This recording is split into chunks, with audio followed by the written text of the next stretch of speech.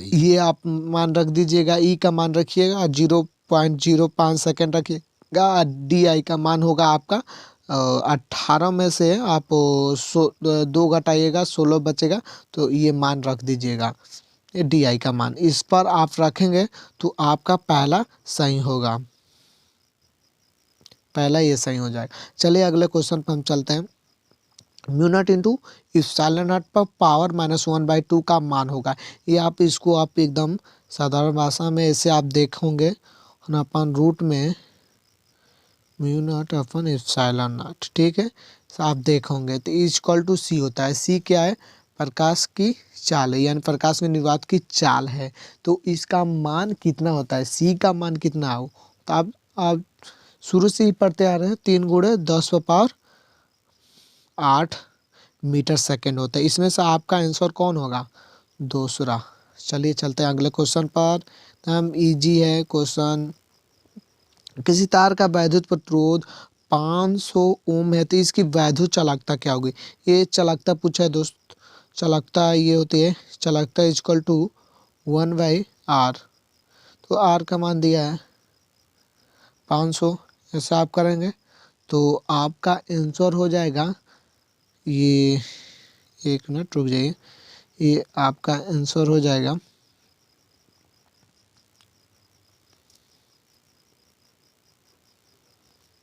ये 4 number question सही होगा। चलिए अगले क्वेश्चन पे चलते हैं। रेडियो एक्टिव पदार्थ से उत्सर्जित नहीं है, उत्सर्जित नहीं, ये आप ध्यान में रखिएगा। उत्सर्जित है, उत्सर्जित नहीं, इसमें पूछा उत्सर्जित नहीं, इसका हम जवाब देने जा रहे हैं। इसका जवाब होगा प्रोटॉन। रेडियो एक्टिव पदार्थ से उत्सर्जित नहीं होता है, इसमें आपका प्रोटॉन होगा, ठीक है, प्रोटॉन। अगले क्वेश्चन चलते हैं हम लोग। निम्नलिखित कण एक ही वेग से गतिमान है। निम्नलिखित मतलब कोई कण है एक ही वेग से गतिमान है। अधिकतम डी ब्रॉगली तरंग दैर्ध्य वाला कण है। ये हमारा आंसर होगा पहला, इलेक्ट्रॉन। इलेक्ट्रॉन इसमें से ऑप्शन सही होगा। चलिए अगले क्वेश्चन पे चलते हैं। वो पदार्थ जो किसी चुंबकीय क्षेत्र में रखने पर चुंबकीय क्षेत्र का विपरीत दिशा में क्षीण चुंबकन प्राप्त कर लेता है। ये भी कॉन्सेप्चुअल क्वेश्चन है मेरे दोस्त, मेरे भाई। तो ये सही हो गया। हम अगले क्वेश्चन पे चलते हैं, अगले सेक्शन में, सेक्शन या खंड भी कर सकते हैं। तो ये हमारा क्वेश्चन है, किसी तार का प्रतिरोध प्रतिरोध ओम है तो यदि इसमें मूल लंबाई के n गुना खींचा n गुना तार खींचा जाता है, तो तार है n गुना खींचा जाता है तो इसकी खींची हुई नए तार की प्रतिरोध क्या होगी, क्या होगा। तो ये सवाल आप लगा सकते हैं। अगर पूरा हम सवाल को मतलब जो भी न्यूमेरिकल या जो भी है या परिभाषा है, तो उसको मैं अगर इसी वीडियो में बताने और कराने लग जाऊंगा तो ये वीडियो लंबा हो जाएगा काफ़ी ज़्यादा, क्योंकि बहुत सारे बच्चे हैं जो लंबे लंबे वीडियो देखना नहीं पसंद करते हैं, समय भी नहीं रहता है, क्योंकि इस समय बोर्ड का भी समय चल रहा है तो वो भी देखना पड़ता है, ये भी देखना पड़ता है, क्योंकि तैयारियाँ ज़्यादा करनी है और ज़्यादा प्रेशर भी है। तो हमें इसका ध्यान में रखते हुए तो मैं आप सबको ज़्यादा से ज़्यादा हिंट कराऊंगा, ताकि आप भी इसमें कुछ क्वेश्चन को रिसर्च करें यानी खोजें, तभी भी आपका मतलब माइंड भी आपका वो चलेगा कि हमें क्या करना है क्या नहीं करना है। तो इस तरह का बात आपको ध्यान में रखना है। तो मैं इसका आंसर बता दूं, दूसरा का यही यही होगा, नया नया तार होगा R dash is equal to n square R into R, ये होगा। इसको आप ध्यान में रख लीजिएगा, ठीक है।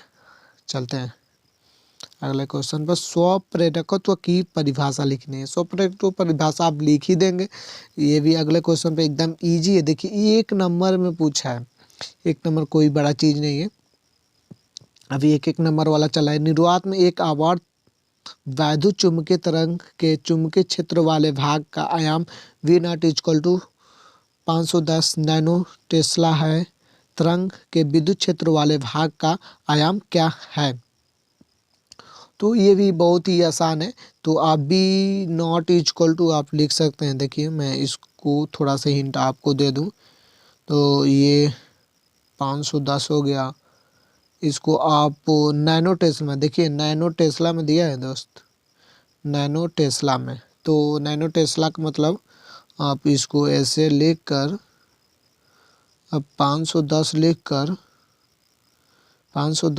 कर इसको गुणे 10⁻⁻9 कर दीजिएगा। और एक फार्मूला है, आयाम क्या है मैक्सवेल के अनुसार। ये इसमें मैं बता दूं, ये जो विद्युत क्षेत्र वाले भाग का आयाम क्या है ये पूछा है ना, तो ये इप्सिलॉन नॉट है भाई, इप्सिलॉन नॉट का मान पूछा है। तो एक सूत्र है, सूत्र को देखिएगा आप ध्यान से, यहाँ पर मैं बता दे रहा हूँ। C इज इक्वल टू ई है, E not upon epsilon not, ठीक है। तो आप इसको ऐसे भी कर सकते हैं, इसे बदल सकते हैं। देखिए एक बार और, ये है ई इक्वल टू, एक ये फार्मूला, इस पर भी आप लगा सकते हैं, बहुत सारे फार्मूला है। E not equal to C B, यही फार्मूला, मेन फार्मूला तो यही है हमारा, इसी पे लगाएंगे। तो ई का मान तो निकालना है, ई निकालना है। हम बताएं विद्युत क्षेत्र वाले भाग का आयाम क्या है, यही पूछा तो यही हमें निकालना है। तो ई 80 का मान जानते हैं, तुम 10⁻8, और बी का मान बताएं गुणे 5, 510 गुणे 10⁻⁻9। इसको आप जब सॉल्व करेंगे तो आपका आंसर आएगा, ये देखिए answer, E naught is equal to 153 ये वोल्ट मीटर। अगर आप मात्रक नहीं लिखते हैं तो आपका नंबर मुश्किल हो जाएगा। अगर मात्रक चलिए मान लेते हैं मात्रक नहीं लिखते हैं तो आपको 1/2 नंबर मिलेगा, यानी आधे नंबर मिलेंगे। तो आप चलिए अगले क्वेश्चन देखते हैं। एक माइक्रोवेव का तरंगदैर्घ्य परिसर इसको उत्पन्न करने का स्रोत लिखिए। माइक्रोवेव माइक्रोवेव पूछा है तो इसमें आपका थोड़ा बहुत बता दूं, तरंगदैर्घ्य परिसर पूछा है।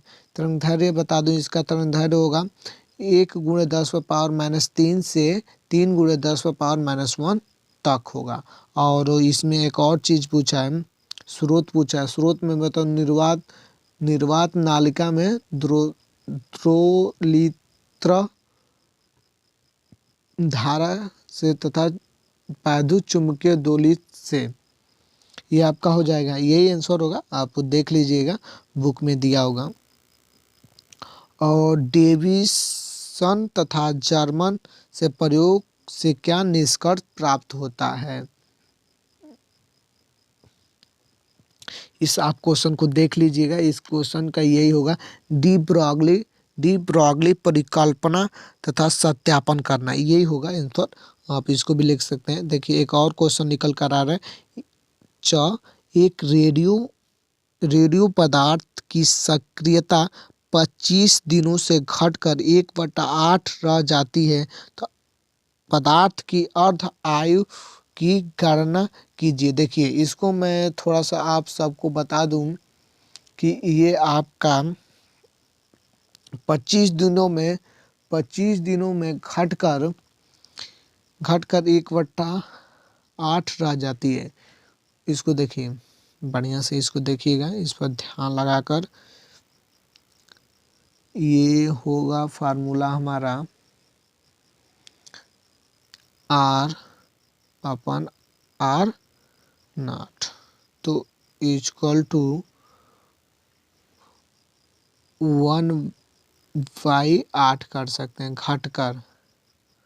ये होगा R0 से 8 तक घटकर, 8 से 8 तक घटकर इतना हो जाती है। तो ये हमारा होगा। अब देखिए जो इधर भाग में ना तो गुणा में उधर जाएगा, एक बार वो देख लीजिए। R इक्वल टू R0 1/8 भी हो सकता है ना। तो ये आपका हो जाएगा, ऐसे आप सॉल्व कीजिएगा, ठीक है।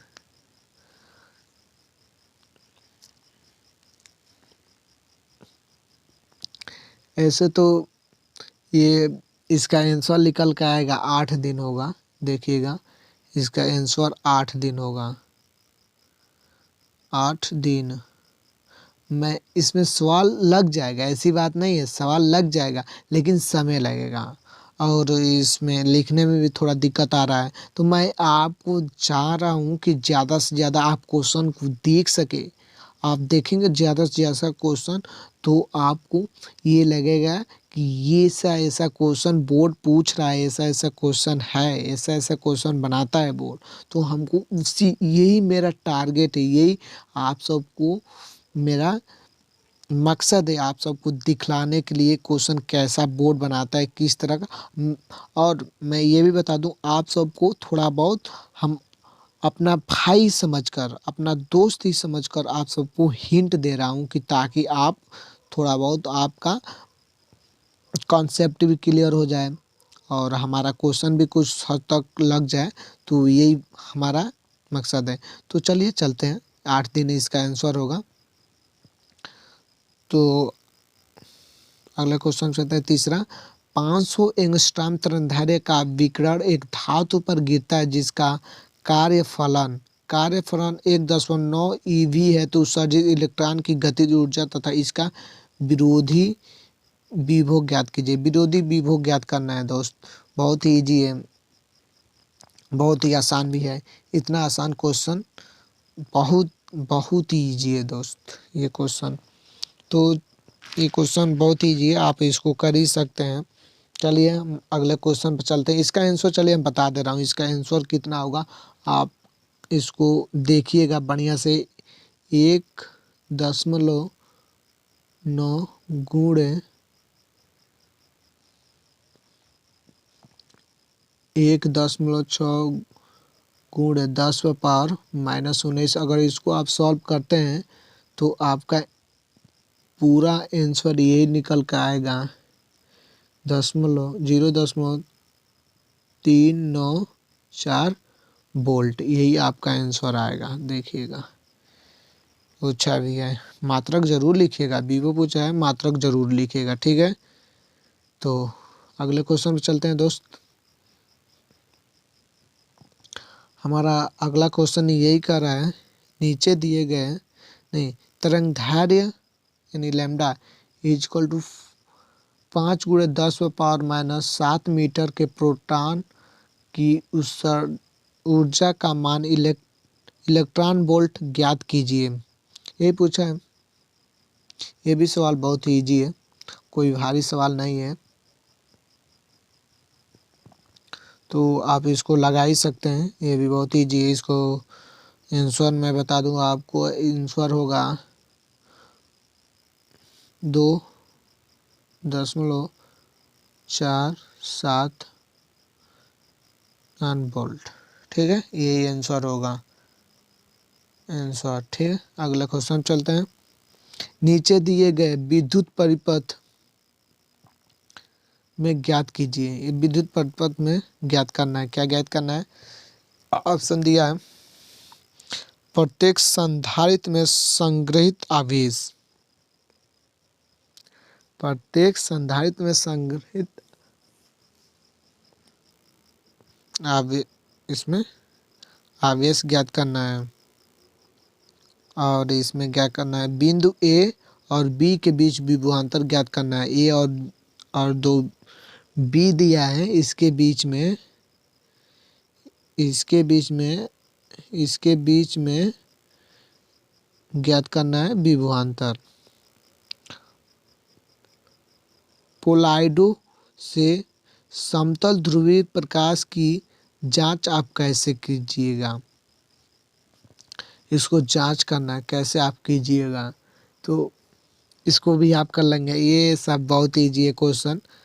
किसी दूरदर्शी, अब क्वेश्चन मैं ज़्यादा बताऊंगा नहीं। किसी दूरदर्शी की विभेदन क्षमता किस प्रकार बढ़ाई जा सकती है? इसके विभेदन सीमा के लिए सूत्र लिखिए। ये भी सूत्र बहुत ईजी है। ये पूछा है दूरदर्शी। देखिए क्वेश्चन हमको लग रहा है इस बार हटाया भी गया होगा। इस तरह का क्वेश्चन अथवा में दिया है, तो हम सब इसका ध्यान नहीं देंगे। और मेरा मेन टारगेट है वो आप इस क्वेश्चन का देख लीजिएगा। सूत्र ही पूछा है, कोई बड़ी बात नहीं है। नॉट गेट का प्रतीक बुलियन व्यंजक तथा इसकी सत्य सारणी दीजिए। इसको आप सत्य सारणी दीजिएगा और व्यंजक के साथ। तो एक और सवाल है, एक ऊंची ट्रांसफार्मर में प्राथमिक तथा द्वितीयक कुंडली के फेरों की संख्या का अनुपात 1:200 है। तो यदि इसे 200 वोल्ट तथा 2 एम्पियर की प्रतिवर्ती धारा के मेंस से जोड़ दिया जाए तो द्वितीयक कुंडली में अधिकतम धारा ज्ञात कीजिए। धारा ज्ञात करने के लिए बोला है, तो इसको हम धारा ज्ञात कर सकते हैं। धारा कैसे ज्ञात करेंगे देखिए, तो इसका देखिए ये क्या क्या दिया है। ये फेरों की संख्या दिया है यानी n, और वोल्ट दिया है और एम्पियर दिया है यानी I। तो आप इसको लगा सकते हैं। इसका आंसर हो जाएगा, आंसर आपका होगा 1 मिनट आपको मैं बता दूं। इसका आंसर होगा 0.1 एम, ठीक है। ये आंसर होगा। चलिए हम अगले क्वेश्चन पर चलते हैं। किसी प्रिज्म के लिए आई लैम्ब्डा वक्र खींचिए तथा इसमें न्यूनतम विचलन कोण प्रदर्शित कीजिए। सिद्ध कीजिए कि प्रिज्म के माध्यम का अल्पतम विचलन की स्थिति में अपूर्णांक है। यही आपको सिद्ध करना है, ये जो दिया है। तो जहाँ म्यू प्रिज्म के माध्यम का अपूर्णांक है, ए प्रिज्म कोण के लैम्ब्डा एम न्यूनतम विचलन कोण है। तो आप ऐसे कर सकते हैं, एकदम इजी है। रेडियो एक्टिव विकर्ण संबंध रदरफोर्ड तथा सोडी के नियम लिखिए तथा सिद्ध कीजिए कि equal to N R T minus E power minus N lambda T है, जहाँ संकेतों के सामान्य अर्थ है। इसको संकेतों का अर्थ क्लियर करना है। किरचॉफ के विद्युत परिपथ संबंधी नियमों की सहायता से संतुलन अवस्था में व्हीटस्टोन सेतु के लिए सूत्र P upon Q equal to R upon S प्राप्त कीजिए, जहाँ P Q R S चारों भुजाओं में प्रतिरोध है। इसको भी आप इसको सहायता से बताना है, किरचॉफ के नियम की सहायता से। ये आयाम मंडलम वोल्टता E का मान ज्ञात करना है। इसमें ये आंसर मैं बता दूं आप सबके लिए। आंसर क्या होगा, आंसर आपका हो जाएगा, ये आप आंसर नोट कर लीजिए, आप लगाइएगा। आप सर से भी पूछ सकते हैं, सर कैसे लगेगा, अपने सर से भी मैं बताऊंगा। ऐसी बात आप कमेंट कीजिएगा, मैं अगर कहेंगे तो आप सॉल्व करने के लिए मैं सॉल्व करूंगा। मेरे बात को आप ध्यान से सुनिएगा। ऐसी बात नहीं कि मैं कह दिया तो सॉल्व नहीं कराऊंगा। आप बोलिएगा सॉल्व करा कर, और सॉल्व करके भी दे सकता हूँ और सॉल्व भी करा भी सकता हूँ। और जाए ये आंसर होगा दोस्त, नोट कर लीजिए आंसर। आंसर किसका, पांचवा का।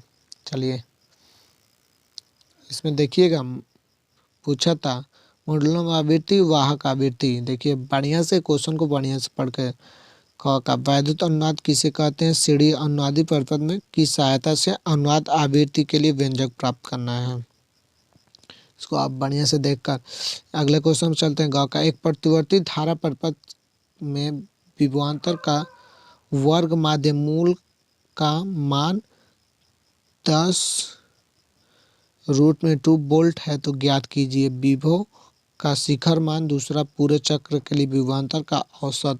ये भी क्वेश्चन इजी है, कोई डिफिकल्ट नहीं है, तो आप इसका भी आंसर दे सकते हैं, एकदम इजी है।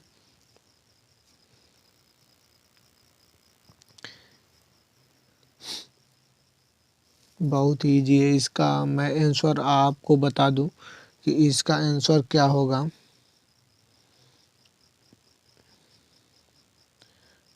इसका आंसर 200 वोल्ट होगा।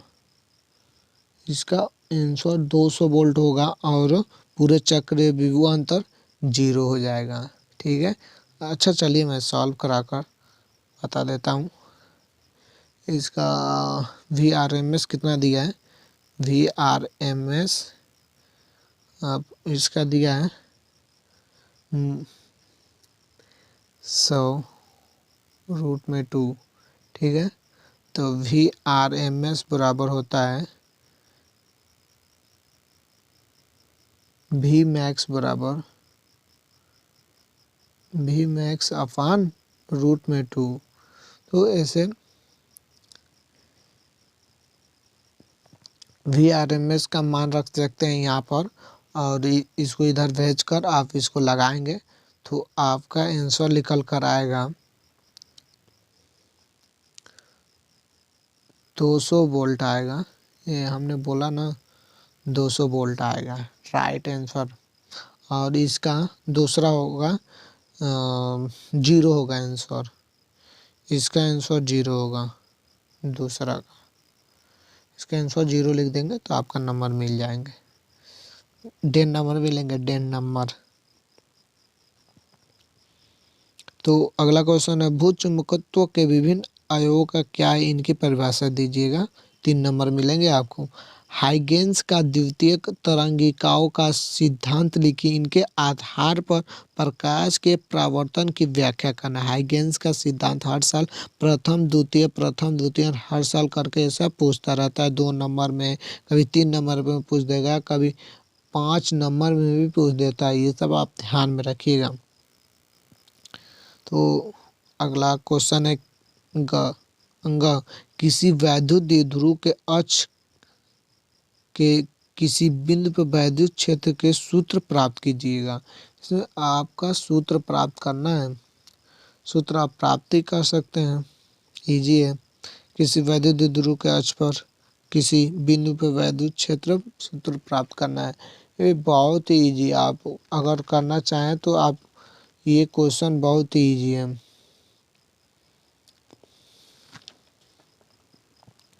अगला क्वेश्चन है, आप इसको आप कमेंट बॉक्स में लिखकर बताइएगा सूत्र क्या होगा। प्रकाश के व्यतिकरण संबंधी यंग के प्रयोग के सिद्धांत को समझाइए। फ्रिंज की चौड़ाई के लिए सूत्र लिखिए। ये भी सूत्र पूछा। देखिए, आप अगर सूत्र तैयारी करके जाते हैं ना, तो सूत्र आपका बहुत काम देने वाला है। सूत्र आपका बहुत काम देने वाला है, तो आप इस बात को ध्यान में रखिएगा। एक और क्वेश्चन है, ये क्वेश्चन है अथवा में करके दिया है। A1 तथा A2 आयामों का समान आवृत्ति की तरंग के अध्यारोपण से उत्पन्न परिणामी तरंग के आयाम के लिए व्यंजक प्राप्त कीजिए जहां फाई तरंग के बीच कालांतर है। इस टाइप का आप क्वेश्चन में ध्यान में रख लीजिएगा। इस टाइप क्वेश्चन पूछता है, ठोस में उपस्थित ऊर्जा बैंड के नाम से लिखिए। पीएन संधि, डायोड, पूर्ण तरंग दृष्टिकारी रूप में कैसे प्रयुक्त होता है। सरल परिपथ बनाकर इनकी कार्यविधि समझाइए। इनका परिपथ बनाकर कार्यविधि भी समझाना है। पीएन हमेशा संधि पूछता ही रहता है। पीएन पी संधि, देखिए एक और क्वेश्चन दे दिया। अथवा में पीएनपी तथा पीएन ट्रांजिस्टर के प्रतीक चित्र दर्शाइए। इनसे चित्र बनाना है और उसमें लिखना भी है। परिचय देते हुए समझाइए कि एन ट्रांजिस्टर बोलता प्रवर्धक के रूप में कैसे कार्य करता है। ये 5 नंबर का क्वेश्चन है, इसको आप ध्यान में रखिएगा। 8 नंबर क्वेश्चन, पृथक गोलीय चालक में जो प्रावैधुक के वाले माध्यम में स्थित है, इसके लिए धारिता का सूत्र लिखना है। चलिए धारिता का सूत्र हम लिख देते हैं। आपको अगर डायरेक्ट हम धारिता का सूत्र लिख देते हैं, आप तो पढ़े होंगे, आपको एकदम अगर बताएंगे तो जान ही जाएंगे ये सही है कि गलत है। हम सही है कि इप्सिलॉन नॉट ये आर है और त्रिज्या, ये के लिख सकते हैं। जब जेता जैसे जैसे जैसे हमारा रहेगा वैसे वैसे लिख सकते हैं कि कॉन्सेस्ट है, कॉन्स्टेंस है, तो उसको आप लिख सकते हैं। ये और क्वेश्चन दिया है, 2 आवेशी चालकों को एक तार द्वारा जोड़ने पर ऊर्जा की हानि व्यंजक को प्राप्त कीजिएगा। इसमें आपको पूछा है हानि व्यंजक प्राप्त करने के लिए गाउस के नियम के लिए इसकी सहायता से एक समान रूप से आवेशी अनंत विस्तार की समतल चादर के निकट बिंदुओं पर वैद्युत क्षेत्र की तीव्रता के लिए व्यंजक प्राप्त करना है। देखिए, गाउस के नियम से वैद्युत क्षेत्र के तीव्रता का व्यंजक प्राप्त करना है चादर पर। ये पूछता है। ये देखिए क्वेश्चन मैं आपको बताने वाला था क्वेश्चन को, आप ध्यान से देखिए इस क्वेश्चन को। ये क्वेश्चन बहुत ही इम्पोर्टेंट है। इस क्वेश्चन को आप ध्यान से रख लीजिए। गाउस के नियम से चादर पर, ये चादर वाला पूछ देता है कभी कभी, इस तरह का क्वेश्चन है, इसको आप बढ़िया से रखिएगा। 2 समांतर धारावाही लंबे चालकों के लिए बीच चुंबकीय बल के लिए एक व्यंजक प्राप्त कीजिए जिसकी सहायता से 1 एम्पीयर की परिभाषा भी दीजिए। ये 2 समांतर धारावाही लंबे चालकों के लिए बीच चुंबकीय बल के लिए एक व्यंजक प्राप्त करना है जिसकी सहायता से 1 एम्पीयर की परिभाषा भी देना है। तो इस क्वेश्चन, ये भी क्वेश्चन थ्योरेटिकली क्वेश्चन है। और एक क्वेश्चन और है, सिद्ध कीजिए कि चल कुंडली धारामापी में प्रवाहित धारा उसमें उत्पन्न विक्षेपण के अनुक्रमानुपाती होती है।